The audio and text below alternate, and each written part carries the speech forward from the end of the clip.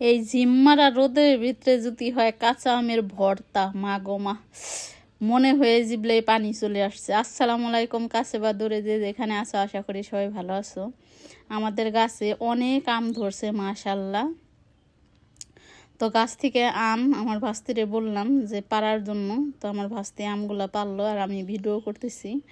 তো আমগুলো পাড়ার পরে আমার ভাস্তি আর হলো আমার মেয়ে, এই যে দেখো কি এমন ঝিমমারা রোদ উঠছে আজকে। তো এই ঝিমমারা রোদের ভিতরে যদি এরকম টক টক ঝাল ঝাল আম ভর্তা হয়, একদম জমে কিন্তু ক্ষীর হয়ে যাবে আর পরানটা একদম ঠান্ডা হয়ে যাবে। তো আমগুলো এই যে এরকম খুইটে নিয়ে আসছি, তো ছুইলে ছেলে এরকম পানির ভিতরে ভালোভাবে ধুয়ে পরিষ্কার করে নেব। আর বিশেষ করে এরকম করে আম ভর্তাটা করলে যে এত মজা হয়, সেটা বাসায় ট্রাই না করলে কখনোই বুঝতে পারবে না।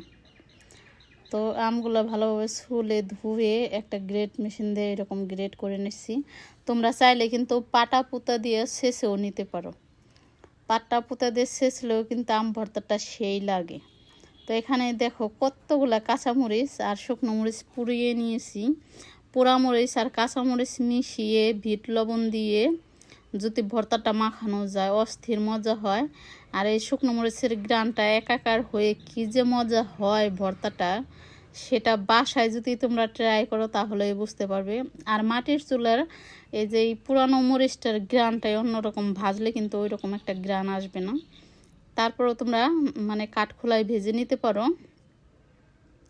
তো বিট লবণ আর এমনি লবণ দিয়ে এখন মরিচগুলো একদম চিটকিয়ে ফিটকিয়ে মাখিয়ে নিচ্ছি, দেখতেই পারতেছো। আর কি সুন্দর যে একটা গ্রান বের হয়েছে, অস্থির মজা হয়েছে। তো আমরা সবাই মিলেমিশে ভর্তাটা খাইতেছি। একা একা কিন্তু ভর্তা খাইলে মজা লাগে না। তো তোমাদের কীরকম লাগলো এই ভর্তাটা খাওয়া দেখে, সেটা কমেন্টে জানিয়ে দিও।